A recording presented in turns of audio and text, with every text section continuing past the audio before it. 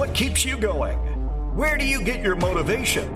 Whether you just want to be the best you can be or the best there ever was, we're here to keep you inspired. Conversations with today's top fitness influencers, coaches, athletes, and bodybuilding professionals. This is Inspired Fitness. Here's your host, Sean Feuderer.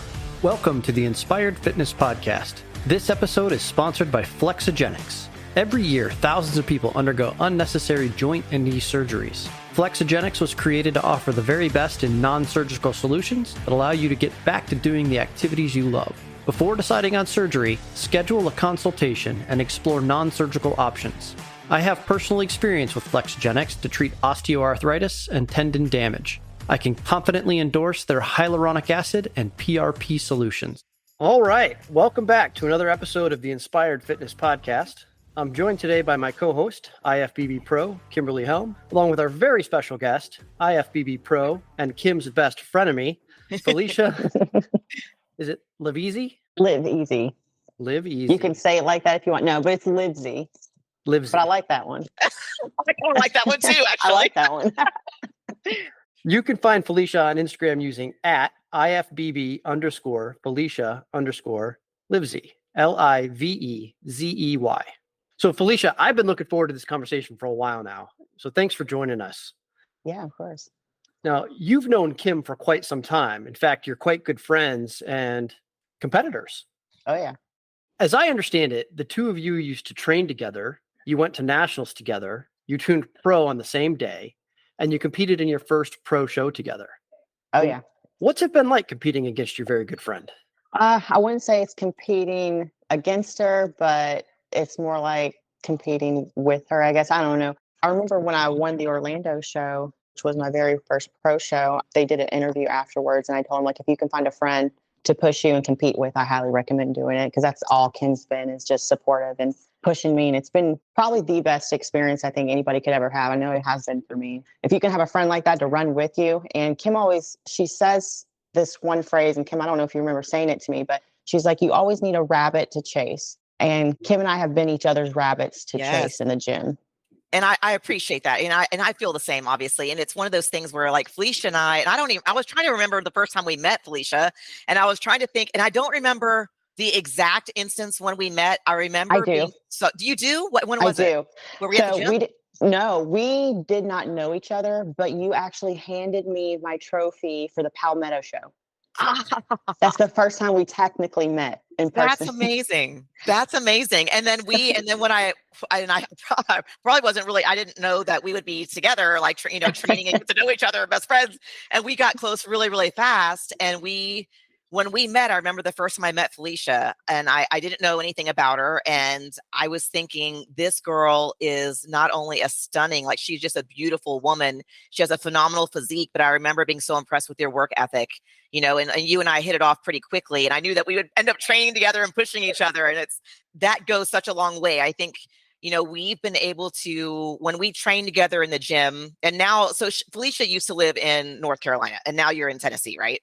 Yeah. When we were together in North Carolina, we would have the instance of being able to train together in the gym and push each other hard. And we would both pose, like, in between in the gym, like, we were still a bunch of weirdos. But it was one of those things where we both trained hard because we both wanted to win, but it's not because we wanted to beat each other. We just both wanted to bring our best, and we both wanted the best competition, right? Yes. That's what makes it great, right? And yeah. I mean, I've known Kim long enough to know that people don't last long in her life unless they're willing to push themselves to the physical limit. So that tells me the first thing about you is you push yourself. Yeah. Kim's a very special person anyways. And I think we hold a lot of the same characteristics as far as, like, work ethic. Like, we don't settle for less. And if somebody's willing to do that, we don't want that kind of, I don't know if Kim feels this way, but I do. If someone's not willing to put their best foot forward and do the best for themselves, it's almost like a negativity thing. And I don't need that negativity in my life. And Kim's like the complete opposite. So I think that's why we've worked so well together, because we're almost like the same person, just done, we look the opposite, blonde hair, brown hair, but overall we're like the same person. Well, you're fresh off the Tupelo Pro competition that was held August the 12th in Mississippi? If that's how you say it, then yes. I have no clue how to say it. I've been calling it Tupelo. Tupelo? I guess that's how you say it, but yeah. I've never been there. I mean, I've never heard of it. But yes, yeah, I just finished that. I think it was about a month ago almost Yeah. now. How was that event? It was actually a really big show, a lot bigger than I thought it was going to be. And it was the first time that they've had a pro show there. They've had the amateur, which is a big deal there, but they were very hospitable. All the gyms there let the pros work out for free, or any of the competitors work out for free there, which was great. But yeah, it was just a really big show. A lot of competitors, not just like nationally, but all over, like internationally. So it was pretty big considering little old Tupelo, Mississippi. Yeah, so y'all have a, so listeners, so y'all have an idea of where Felicia is in her pro career. So we turned pro back in, what was it, 2018, Felicia? Yep, 2018. Yep, it's at Team Universe. It was great. We both had a great time competing together, and we both turned pro at that show. And Felicia, you've been competing consistently, what, 1 or 2 shows a year since then? Yeah. I think maybe I took a year off after I turned pro, like Yeah. a full year. But every year after that, it's been about 1 to 2 shows, maybe even 3, depending. What's really unique about Felicia as an IFBB pro, I mean, it's a rarity. People usually, you'll find some people who just, have great genetics and they just hit it, and they're able to do really well and be successful with their bodybuilding career really quickly. But most of the time, that's not the case. Most of the time, people have to really train for a long time, compete at a lot of shows, and just stay with it, depending on what their goals are. It just takes a long time to build muscle. And Felicia and I, our bodies, my upper body from a physique perspective, gains muscle faster than my lower body. And Felicia has these amazing legs. She has this proportionate, small-waisted physique, but her legs, her quads, like, it doesn't even matter if she's off season or in season, her quads are always shredded. It's a beautiful thing. And it's very, very rare, especially with females. And what Felicia was able to accomplish at her first pro show, to win her first pro show and go to Olympia, is highly, highly unusual, extremely, extremely Yes. rare. And it's very impressive, right? I mean, Yeah. talk about that experience for you and what that was like. Yeah, it's not normal at all. I'll say this even now. I've said it since then. I feel as if maybe I wasn't meant to even be top 5 at that show, just because I hadn't put my due diligence in. But that doesn't normally happen. But then again, it depends on who all shows up. Every Right. single person could have showed up out of shape just at that one show, and I lucked out. Because if you think about it, I haven't went back to Olympia since then. I might be placing top 5 at these shows, but I've only been to the Olympia that one time. So for me to go on my very first show is very, very strange, and it's not normal. If someone can accomplish that, that's a huge accomplishment. Seriously. It might be a unique set of circumstances, as you mentioned, but how did you feel in that moment? Your first pro competition and you're Olympia qualified. That has to feel amazing. It was very strange feeling, I will admit. But I mean, Kim knows this. I won't go into too much detail about it, but I had a lot of personal stuff going on around that time. And I don't know if that was used to fuel my workouts, to pretty much fuel the entire journey of me going. So when I won, it was almost like, did I deserve to go? I'm like, do I deserve to be here? Or was it that I'm like, I really did put in so much more effort than everybody else? Either way, I was super grateful, and to have someone like Kim in my corner that day and so much support, it was beyond anything I could ever imagine. But Olympia, like, do you want me to talk about like actually Sure. going to Olympia? Like, what was it like there? Go for it. Tell us about it. Because especially for your first experience, for those who are trying to understand the magnitude, the level that Olympia is at. So this is the largest bodybuilding, right? This is the Arnold Schwarzenegger. This is the largest bodybuilding stage in the world. And Felicia qualified it just out of the box, freshly brand new as a pro. So that she's coming into a league immediately being tossed into the deep end with a lot of sharks, right? Meaning that as far as a lot of these competitors have Yes. years and years and years of Olympia experience, right? So Oh, tell us yeah. about that. Tell us about how it was.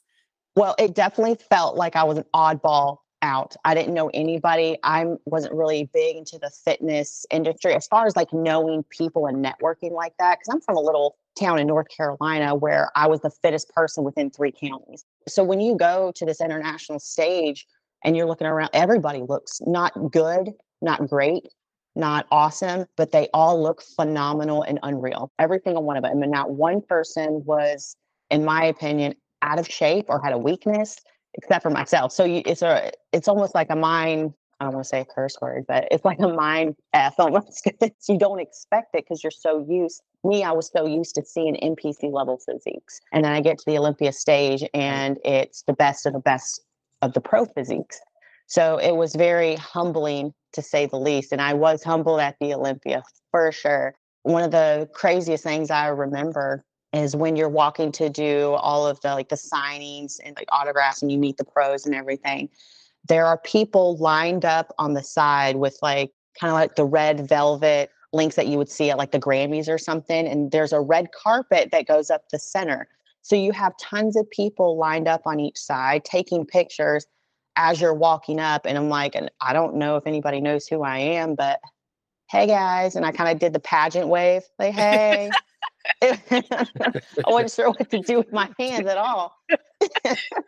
But it was very, very cool because, like I said, it's a little country girl from North Carolina. I've never seen anything like it. It was insane. But you have a lot of these competitors who have done it year after year, and it's like no big deal to them. I remember Nicole Wilkins had at her very first Olympia. She had nobody come up to her booth at all. Yep. And nobody came up to my booth. No one knew who I was.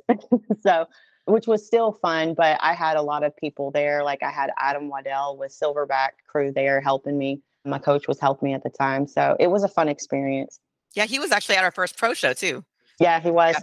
Yeah. That's right. This is 2020, right? When you qualify for Olympia. 2018. 2018. Okay, so 2018. So you've done your first pro show. You've won that. You've qualified for Olympia, and you're inside your own head. You're kind of thinking, do I deserve this? What do I need to do to compete at this level? How did that affect and how did that change your approach to training? So I am probably different. And well, me and Kim kind of think similarly in this, but I'm probably different when it comes to training to get bigger, because I know that's always going to be my critique: bigger back, bigger shoulders, just bigger overall. As a female, I know that I have to be bigger in order to compete with some of these women. I do know that. I'm not saying like, oh, I can win how I am. That's not true. I would have to get bigger, but I've also taken a firm stance on, I want to keep the femininity of the sport 100%. I mean, I think that gets lost in translation when you see some of these other girls on the Olympia stage and they're massive. They are. I'm like, I've seen them in person, but like, oh, they're not as big in person. Like they are actually. Yeah. They really are. So with my training, I try to keep it within reason for what I think will look great on me, but keeping that femininity at the same time. So I don't really like to say that they affect how I train. It's me. It's a personal choice for me.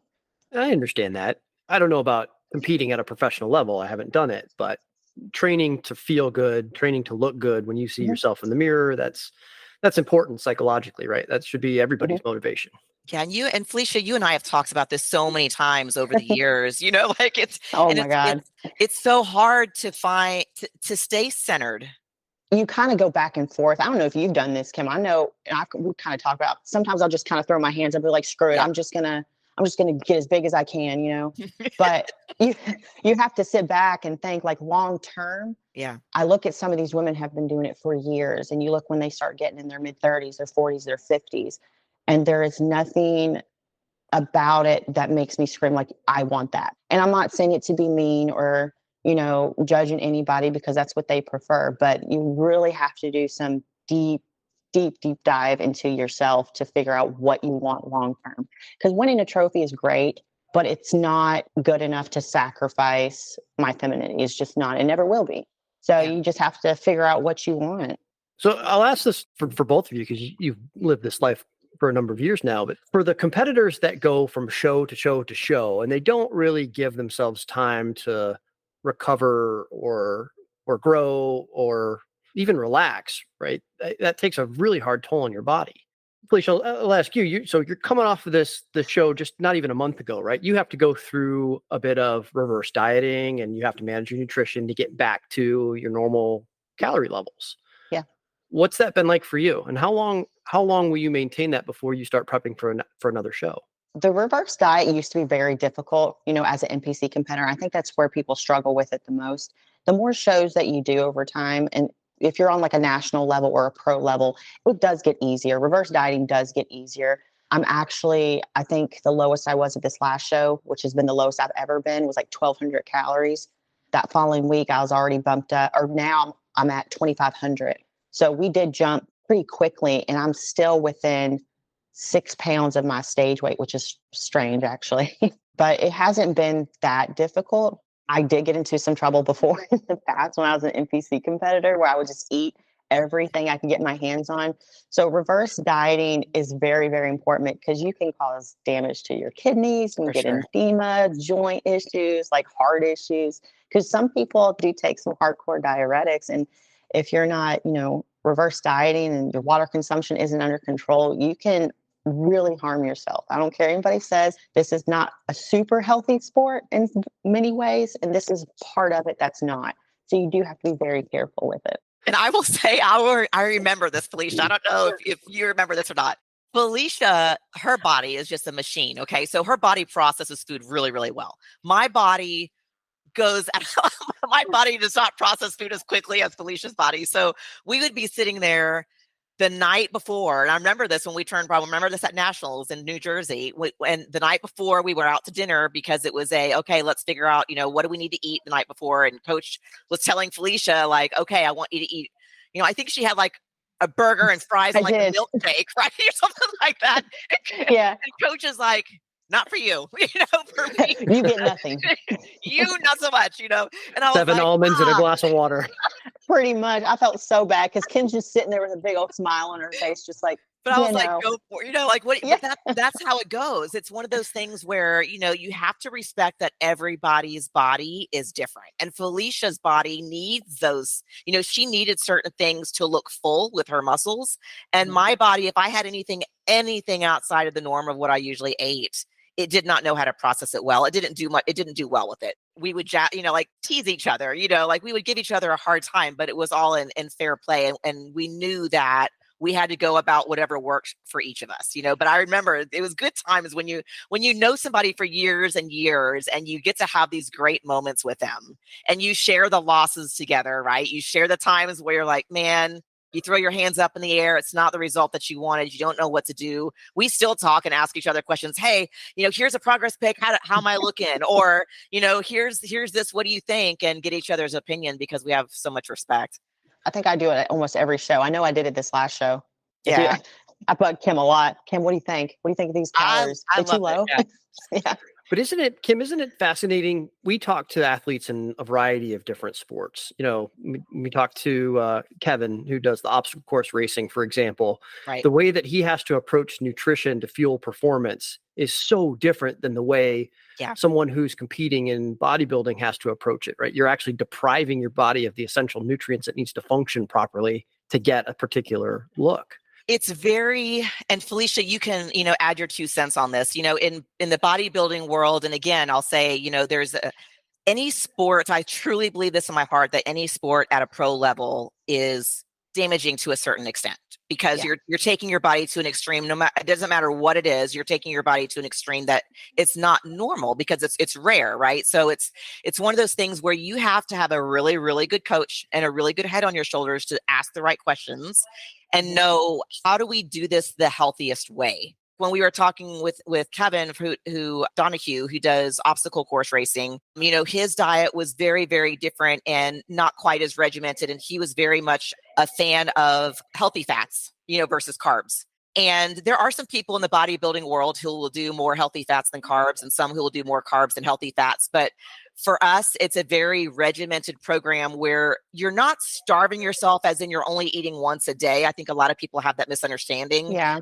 You're still eating 5 or 6 times a day. Like we pretty much ate every 3 hours, but there's always protein in every one of those meals. And what differs is the level of carbs and fats that's in each one of those meals. And there should always be water. So for those folks who tell you, when they say dehydrated, it should never be to where you have 0 water intake. That's not safe. Right. But your water intake the last week of competition will decrease to make your skin tight and to show everything. So you certainly have to lean out, and it is very hard on the body. So you have to be really, really disciplined to be able to do it in a healthy way. And Felicia, you have more experience with this because you've shown more as a pro. What have you learned from all the times that you've done prep? Yeah, it's funny. I think I had a friend once that I can't remember who said it, but it cracked me up and I still say it. But a bodybuilder's diet is self-controlled starvation because you're so, because, calories in, calories out, right? You're excreting more calories than you're eating. So in a way, you're starving your body. But to a normal person, you're eating like a cow, right? I had someone come up to me in gym not too long ago and they asked what my calories were. And I'm like, oh, God, I'm down to 1,600 right now. And I kind of rolled and I was mad about it because it's low for me.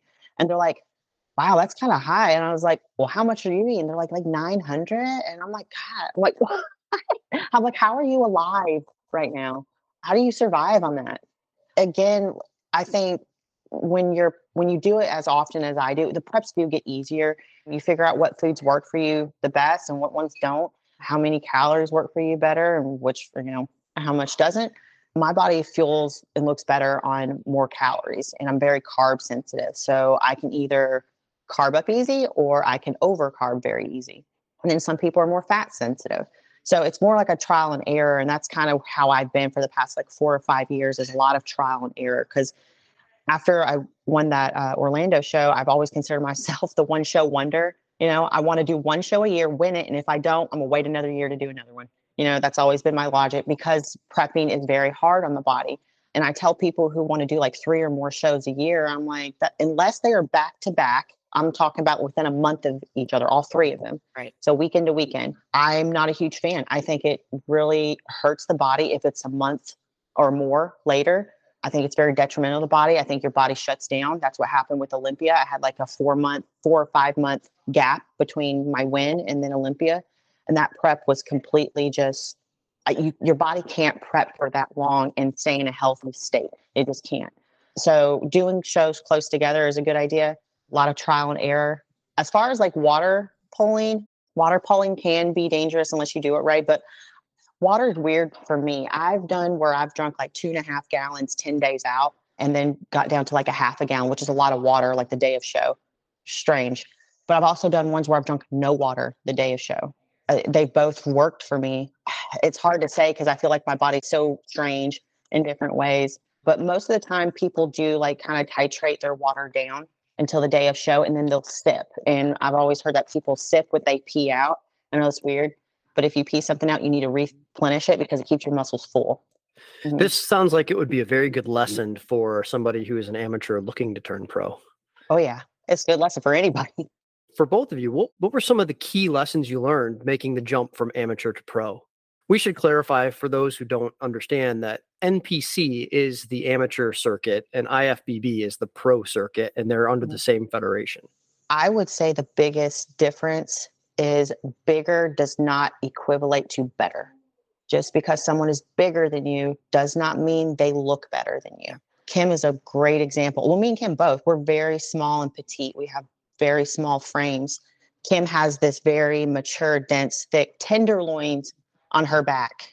They're beautiful, but she's not huge. But on stage, everything is so symmetrical and her lines flow so easily. And that's what we're looking for. We're looking for that big old X shape.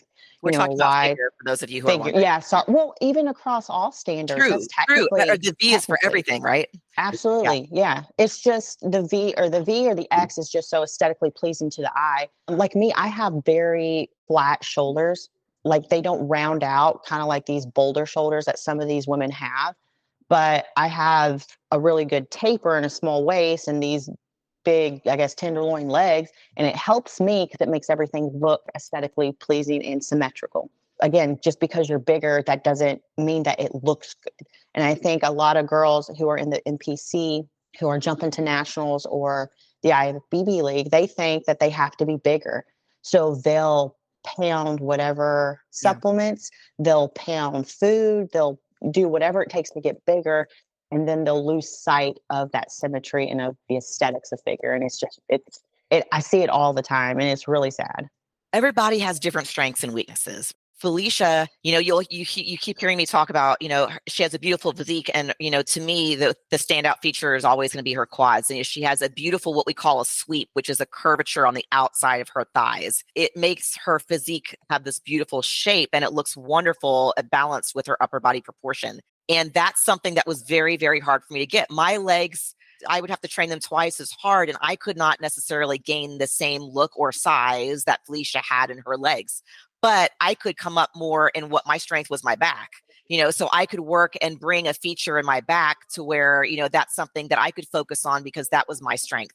It's one of those where the size of muscle is relevant, but to Felicia's point, the shape and how you carry yourself has everything to do. I don't think either one of us was really ever the biggest one on stage as far as muscle is concerned. Yeah. Yeah. I mean, maybe Kim more. I think Kim has a pro. Obviously, she's a pro, but she has a pro level back. She does. She has a pro level shoulders. I actually really like Kim's glutes and legs. I don't know what she's talking about, so I can't really remark on that. But I'll argue that to the day I die. I think you should have been first call outside the Orlando, but that's just me. Love you for that. Thanks. And she does come in very conditioned, which definitely helps too. And she looks feminine, which is like a triple threat in the trifecta. Thank you. You're welcome. I think, Kim, when I first met you, it was about 2018. I had just moved to North Carolina, and I know you were neck deep in competition at the time. You didn't start training me until much later, but I think that's when we first met. Yeah. And I remember, I have memory of kind of your physique at that time. And I think I agree with Felicia. You were pretty well-rounded for the average eye, right? Like I have no idea what a judge looks for when you're stepping on stage other than that V taper and kind of just all around symmetrical look. But on that point, you are also an NPC judge, right? So you get the opportunity to judge the amateurs fairly often. Walk me through exactly what you're looking for from a stage presence perspective. Being a judge or even knowing people who are judges helps a ton to put perspective out there for competitors. When we're judging, I think the most important thing to remember is that judging is still number one, is still based on opinion. It's an opinion sport. Bodybuilding is, we have characteristics and we have rules to follow as far as what we look for in each division, but it's still based on personal opinion. So what we look for in stage presence, especially at the pro level, but at the amateur level, if you want to progress to a pro level, we want to see you be able to bring that even at an amateur level. And that means that you are always on. When you're close to the stage or on stage, you are always presenting yourself in a professional, collected manner. That means that, and I'll tell you a story with what this means. So I remember one of the first national shows that I went to, I think it was North Americans in Pittsburgh. I placed second. So I missed pro level by one place. And I talked to the judge after the show, and he was so kind. He talked to me for 45 minutes. He's passed away since then. And I'll never forget all of the goodness that he gave me in that conversation. And he said, I saw you stage while the girl in front of you was in the box. So she was on stage giving her individual presentation. I was on stage on the side, ready to be next to go. And he said, I crossed you off my list for a top placement before you took a step. And I said, explain it to me. And he said, you were not in position. You weren't posed.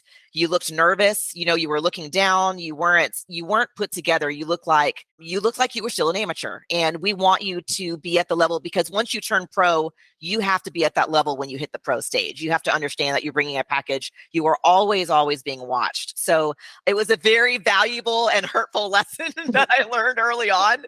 That was ruthless. They're always watching. We as judges were always paying attention. And if it's tight between you and another competitor, like Felicia and I, when we were in the open at the Nationals in New Jersey, at Team Universe, we were neck and neck. We were right next to each other. And the judges they made us sweat it out. They were making us pose multiple times, trying to figure out, what to look for in each person, because we had very different physiques and we both were right up there. And it was the best feeling ever, because we knew we were winning, right? That was the best feeling. It was the best moment ever.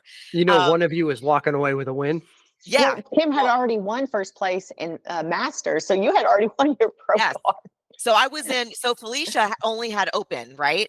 And I was in I had 3 opportunities to get my pro card, because I was in Masters 35 and over, and I was in Masters 40 and over, and open all ages.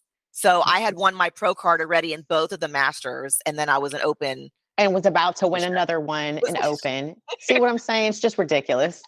It's just ridiculous. But we looked for that composure on stage. So it's one of those where in between your transitions in between poses, you don't ever let down. Even if the judge says relax, you're never relaxed when you're on stage. No matter what division that you're in, you are always presenting yourself in the best likeness. I always tell people from a judge's perspective, you want to make us look at your strengths, and you want our eye to go where you want us to see, which means that you want to present your physique in a way that we don't see what your flaws are. Because you're presenting your physique in a way that's making us look at the highlighted features that you have to offer.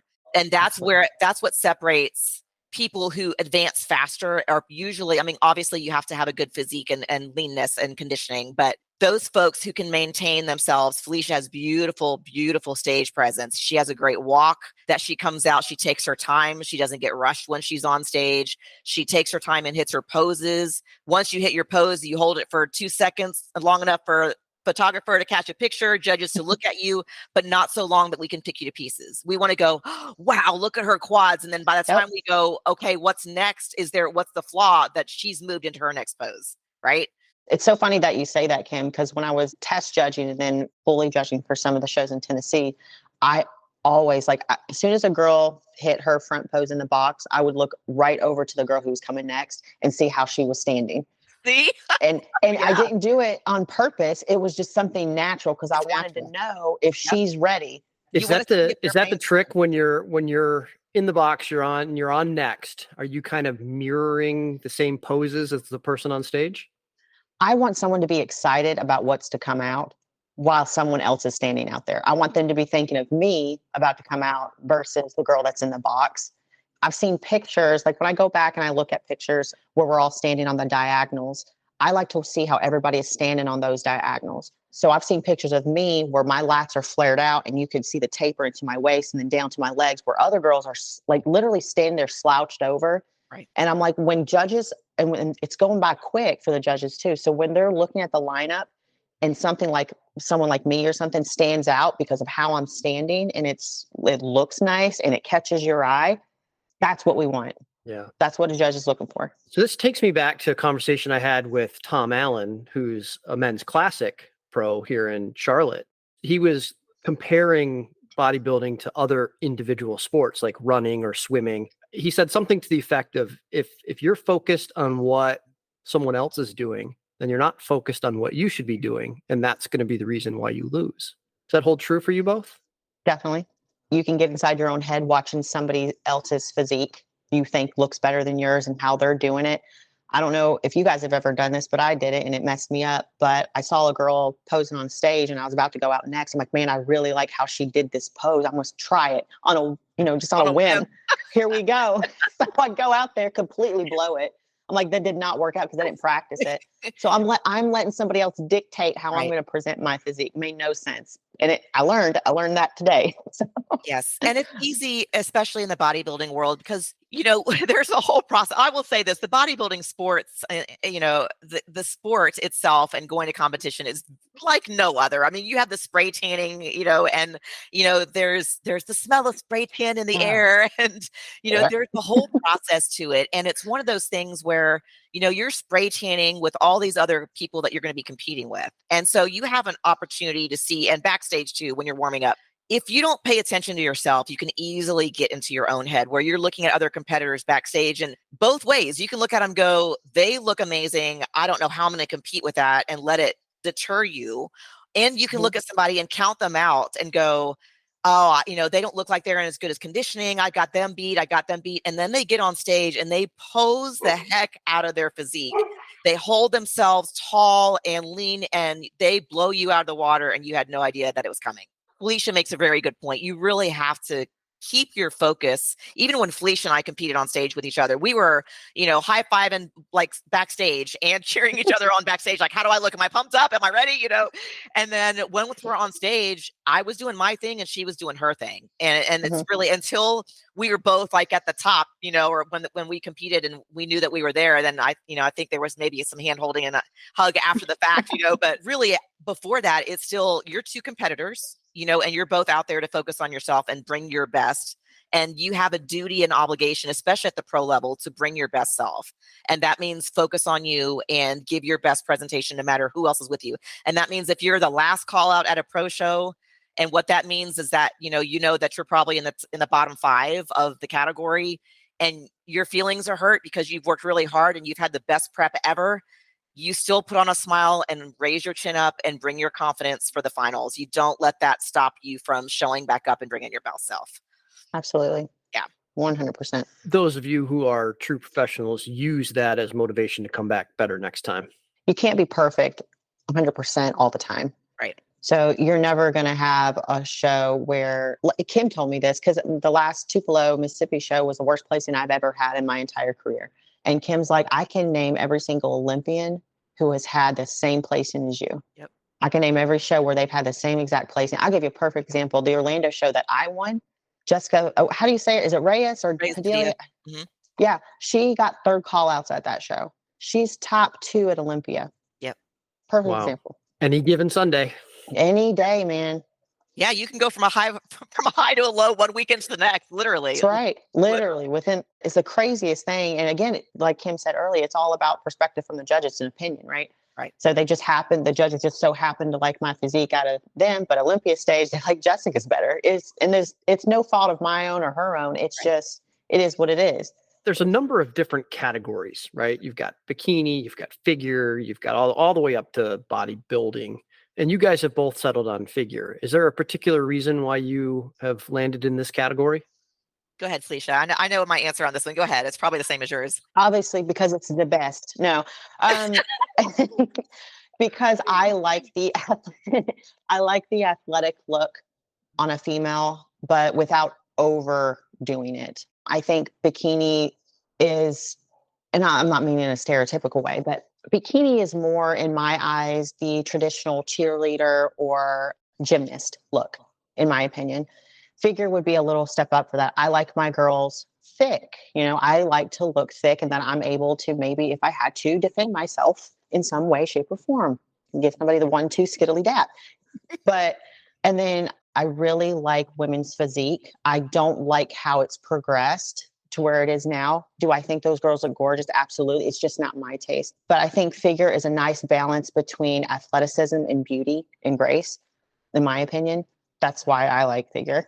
There's a certain level of discipline, and I mean this literally on stage, that goes with the figure category. So bikini, taking nothing away from any of these categories, right? They all have to work hard. It doesn't matter which category you're in. Bikini is more of a fitness model category. Bikini they don't carry a lot of quad muscle. They don't have a lot of muscle. They certainly don't have, they're not supposed to have a lot of sweep in their legs, which is, something that Felicia and I both enjoy having in our physique is to have some strong legs. And that's just not part of the bikini division. They still have to have muscle, because otherwise when they lean out, they'll look really, really skinny and unhealthy. So they still have to work hard for the muscle, but the volume and placement of that muscle is different. And for every level that you go up between bikini, figure, physique, bodybuilding, there's more and more muscle in each of those categories. Figure is the next level without getting to a higher level of muscle that you carry. It's the only category where you really just do quarter turns in your individual routine. In your lineup, yes, there's usually quarter turns, or usually a front back or quarter turns, but it's very regimented. You have quarter turns, you're only turning to the right. You have certain poses that you have to hit. It's very limited to where a lot of these other categories give you a little bit more wiggle room on how you present yourself. And I like that. I like that it's very structured, and I work well with that. I like that it's very clear on what you're supposed to be doing when you're on stage. And so it's just one of those things where it has the right amount of muscle. I'll say that when I got into figure, when Felicia and I both were, getting into the figure division, it was when the Nicole Wilkins era, Aaron Stern, Nicole Wilkins, were in the Olympia level, and they had these physiques that were beautiful with some muscle, but it was still very feminine and feel very doable for a normal person to achieve. It was very, very doable without getting a whole lot of muscle. And that was, Dana Lynn Bailey era where, she represented physique, which now, the amount of muscle that Dana Lynn Bailey had in physique then wouldn't do as well now, because the physique levels each division gets more and more muscle. The expectation is more and more and bigger. Felicia and I, because Felicia likes having a lot of muscle, right? So, we actually talked about physique earlier on back in the day when physique was a smaller amount of muscle. But at this time, even figure, for my taste, with the struggle that I have with competing is that I love competing and I love figure. I also know that when I first started competing, I felt like I could acquire the Nicole Wilkins, Aaron Stern level of muscle to get to Olympia. And I knew it. I had no doubts that I could get there.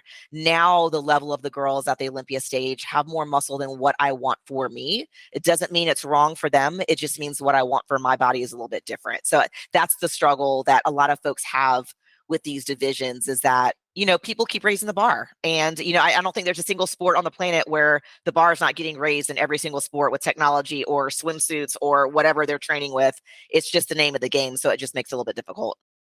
Do you see a lot of supplementation in the figure category? Like, for example, do women need testosterone to compete at the figure level? So what's weird is you see supplementation, a lot of it in every category. In bikini, you see it. I don't care what anybody says. You see a lot of it in bikini, more so than there ever used to be. In figure, I personally have never seen anybody take testosterone for figure. Would it surprise me if they were? Yes, but there are some girls that I see and I'm like, okay, maybe they are, but they absolutely do not have to. I think there's a lot of miscommunication and they automatically assume every steroid is testosterone. And that's what women have to take too, and it's not. But it wouldn't surprise me if they said that they are starting to take more and more. But like back in the day when I first started, it would have shocked me to see figure girls taking it. Nowadays, maybe not so much. I'm not familiar enough with what happens in those categories to have an opinion here, but what do you see, Kim? It's tricky. It's really difficult. So the federation, the IFBB and NPC, this is the federation where typical like Olympia competitors, they don't test for usage of any kind at that level. Now there are a couple of, all natural shows where they will test, but they are very, very few. And even the winners of those shows go on to Olympia where it's not tested. So it's just, it's a very unique scenario where there are some people who compete without it. But that you're going to be on stage next to people, they're going to be probably the majority of people are doing it to some extent, even if it's minimally or with something that helps you expel water or build muscle or hold on to the muscle as you get lean or grow muscle faster. I am old school. So is Felicia, as far as, we don't mind putting the work in, and I'm not saying that the folks who are adding in supplementation, you can take supplementation. It's not going to automatically grow muscle like that. You still have to put the work in. Right. Yeah. But there are plenty of people out there who are in a hurry to build muscle and they want to do it at a faster pace. And those folks who want to do it at a faster pace are going to feel more comfortable supplementing with additional sources to be able to do that. For a lot of people, depending on what coach they have, a lot of coaches feel like it's the norm and a lot of coaches will suggest it. So you really have to be very comfortable with who you are and communicate extremely well with your coach and say, this is what I'm okay with. This is not what I'm okay with. Are you good with that? And how do you feel about it, to make sure that y'all are on the same page? Well, there's a trade-off, right? When you make that decision. For competitors that you've seen, that you maybe know, who are now out of the game, who have done this type of supplementation, what are some of the trade-offs that you've seen occur? So I guess I would consider it more of a sacrifice, or what are you willing to sacrifice of yourself in order to obtain this look? And a lot of women that I used to know back in the day, 5 years later, or even a year later, they've made these drastic differences, but at what cost? I've seen voices change. I've seen bone structure change. Yeah. I've seen hair change. I've seen their skin change. It really is like the defeminization of women when it comes to this, and they're willing to do it. So who am I to say like, no, you can't, it's your body. If you want to do that, that's up to you. I personally wouldn't do it. I don't think it's worth that. But I've seen some very drastic changes and some very, I don't know the word I want to use for it, but just really sad sacrifices in the process, I guess. It's evident to me as you start to progress deeper into the category levels, right? More muscle, physique, bodybuilding, and so forth, that women who are participating at that level are doing exactly what you described, right? They're moving to a more masculine look. I imagine as a woman, you have to make a very conscious effort to do that, right? This is beyond a lifestyle choice at this point. This is a career choice. You're never walking away from this.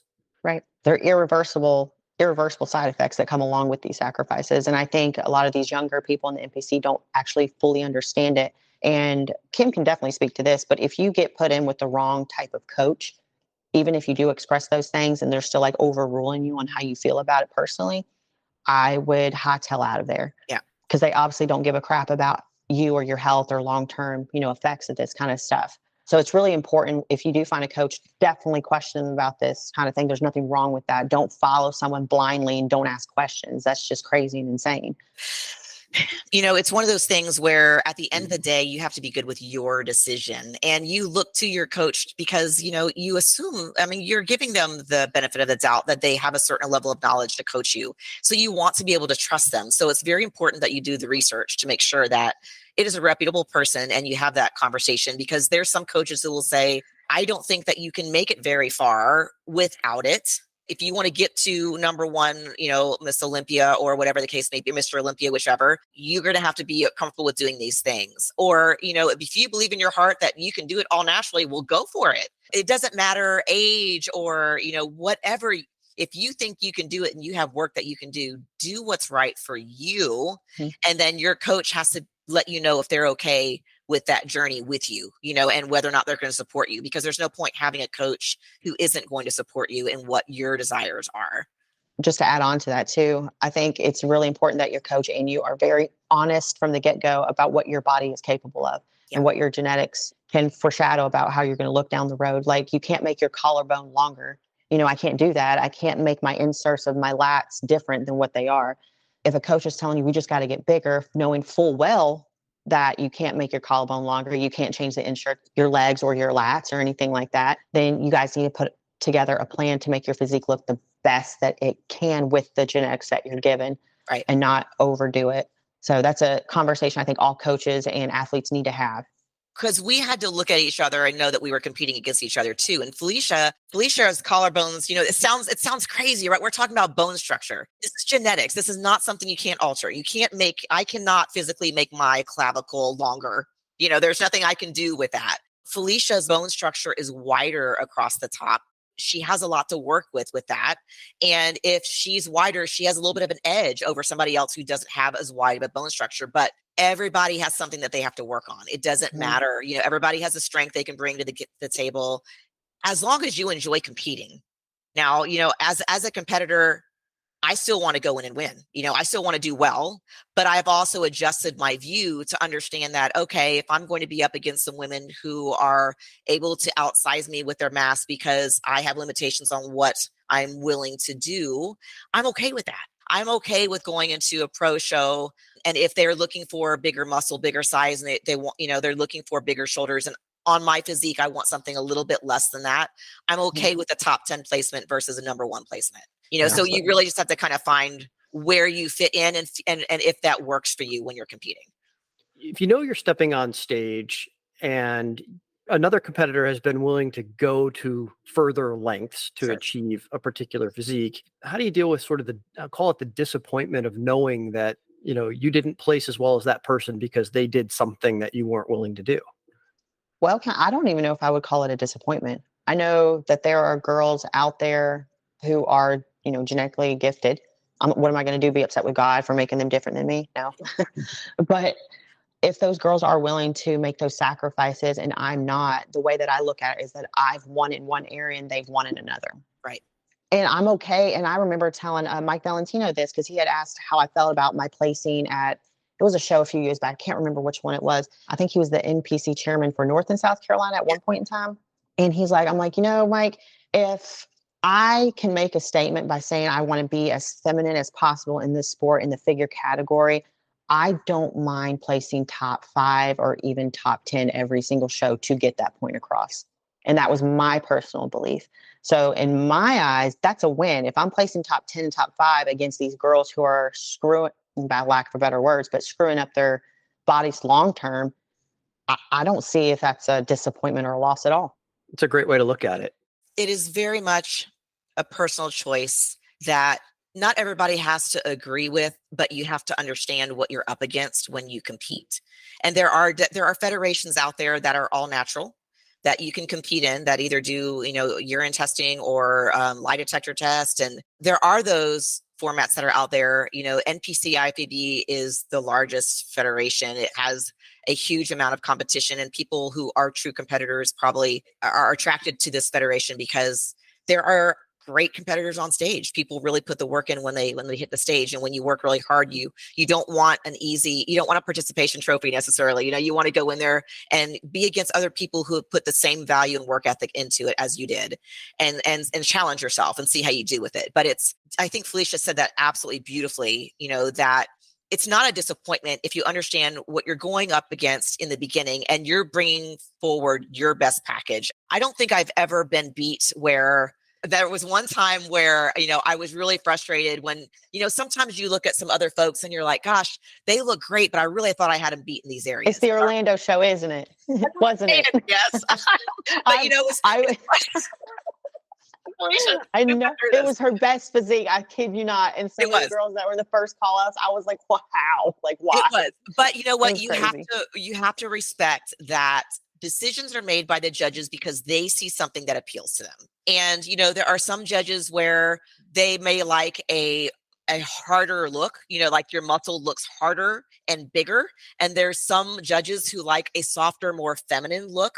And it could also be that the judge was hungry and they took a bite of a granola bar and looked down for a second. And they missed it when that person didn't show their best self on stage. And then they looked up and saw a great angle. They are human. Judges are human. And they're, we still are judging as best we can, but everybody's opinion is still different.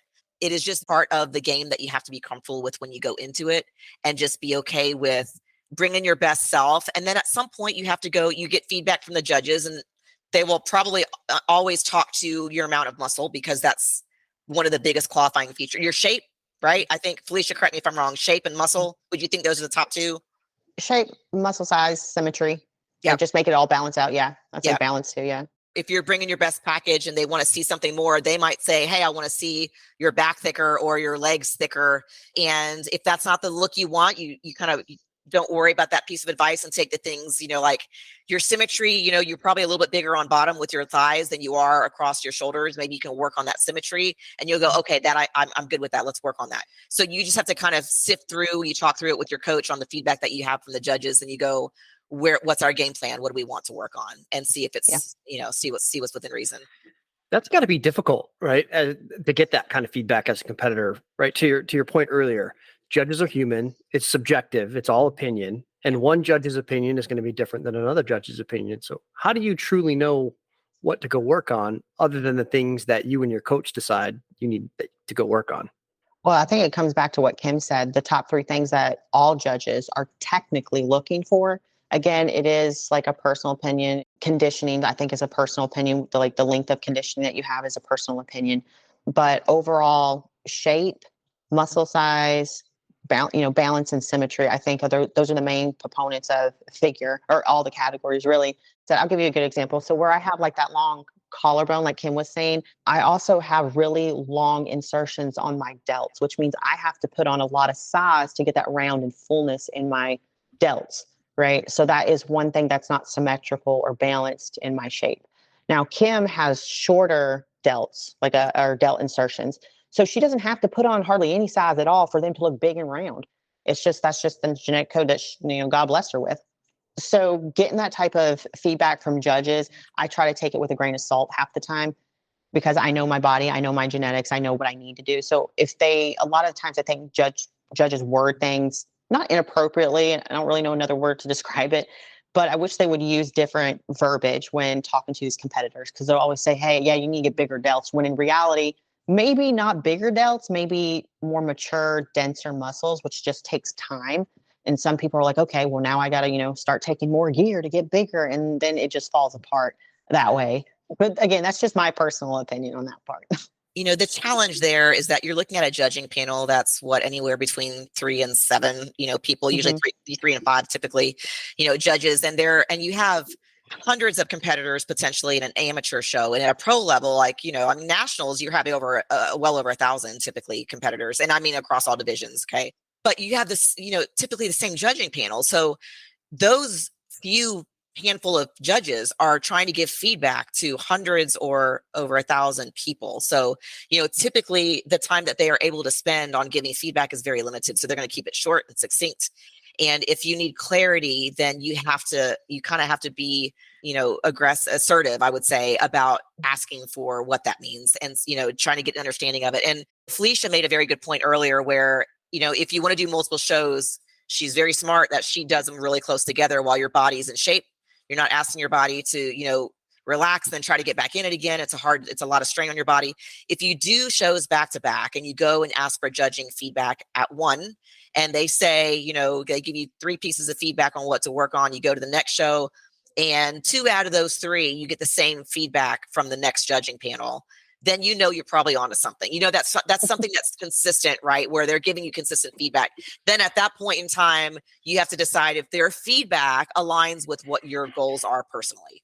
They might agree that, hey, if you really, and I've had this conversation with Trey Bennett before, who's, come up a long way in the fitness industry in North Carolina, South Carolina, where he talked to me after a couple of pro shows and was like, listen, and we talked about bone structure and what's expected at the pro level. It could be that the judges are saying, look, when Felicia and I talk about the competitors that we see winning different pro shows, and we message each other all the time on, hey, here's who won this show. What do you think of this physique? What do you like about the look? What don't you like? Or what do you think? And we try to stay on top of who's competing and who's doing well. And as opposing coach, I watch all the different divisions to see who's doing well and what's leading and what the expectations are from judges. When we look at these folks, we know that the top 5 Olympia figure girls are going to have certain qualities in common. If the look is to have a certain size shoulder, what we call boulder shoulders or coconut shoulders, we have to understand that if what Felicia wants in her shoulders or what I want in my shoulders is either more than that or less than that, we either have to go to a different division or we have to be okay with not placing quite as high. This is a lot to juggle. Felicia, how do you handle being a pro figure competitor, which can be an all-consuming sport? And how do you balance that with the rest of your life? I don't think there's ever been a time in my life where this has been my number one priority. And I always think to myself, I'm like, golly, imagine if I actually put, effort into it. And I would always joke with like friends and family. I'm like, I half-ass a lot of my preps. And I don't mean that I don't really put work in, but I put half the amount that I am capable of doing. And the reason I do that is because, one, I don't want to get burnout. I don't want to hurt my body in the process. I don't want to go into the gym and hate being there because I love it. There are other things in life to me that are more important. Again, this is just a personal opinion. Like my career is really important. My family is important. I've sacrificed. I don't like being mean, but during a prep, you can when you're hungry. So, and if people are around and they annoyed you a little bit in the off season, they're really going to annoy you during prep. So you might say things or do things or avoid people or not get to participate in family functions or not be able to, eat at Easter, which I've done for the past 2 years, not be able to participate. That's why I'll have 3 shows planned out for the year. And if I don't win the first one, I don't do the other 2. They're just in the back of my mind because I value my time with family and friends versus competing, which is another reason why I probably haven't went back to the Olympia, because during the Orlando prep, I was all blinders on and that effort was rewarded. Now I don't do it as much, but that's because I want to live my life. I got other things to do besides this.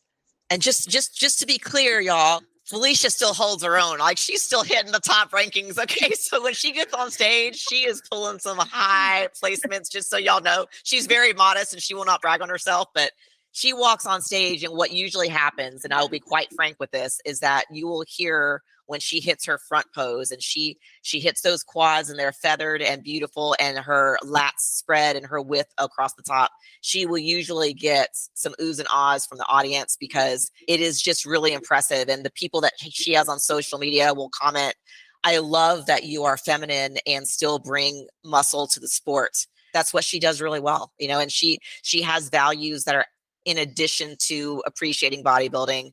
You give time to your family and your career. Like you said, your career is really important to you to have other things that are valuable to you, that you don't lose those along your journey. Absolutely. Yeah. I think that's one of the best compliments that me and my coach Justin get is he does a really good job of keeping me feminine. I think, Kim, I actually messaged you like Yeah. a week or so out from a show, a girl You at the did. gym had came up to me, and was like, I just want to let you know you look great, but you don't look like a guy, which is amazing. And it's like, oh my God, that's the best compliment you can give me, I promise. Well, so Felicia, what advice would you give Kim as she considers stepping back on stage this year? Because Oh my God. she's Finally. living, Oh, she's he's sneaking that living, in. she's living a rather distracted life at the moment, right? She's out rappelling off of cliffs and she's rock climbing and, she's doing jujitsu and all these other things that are not bodybuilding focused, which I think is great. You're living life, but I know she wants to step back on stage this year. So what would your advice to her be? Honestly, I'm so envious. I've been watching Kim do all this amazing stuff. And over the past few years, I think from when we did compete, from your Chicago, I think was the last show that you did, Kim, the Chicago show. Yep. From then until now, I have seen a complete 180 as far as like happiness and fulfillment goes. And I could be wrong, but this is just what I've observed, I guess. And I like seeing this version of Kim versus the older, not that the older version of Kim wasn't cool and awesome in every way, but seeing her do and experience life to this extent and what she's been able to accomplish. She's like one of those miracle athletes. She's able to do everything and be successful at it. So if she were to get back into, or if she is and going to now this year, get back into competing, I'm ecstatic because I have been telling her to do it forever because I love Kim's physique and I want to see it on stage and I want her to beat some of these. I'm not going to say any names, but I want her to beat some of these other competitors and put them in their place. You're so funny. But if anything, I mean, I'm not going to give her advice. She knows what to do. The only thing I can say is I hope these other girls are ready to be disappointed. Are we going to see the two of you step on stage together this year or 2024?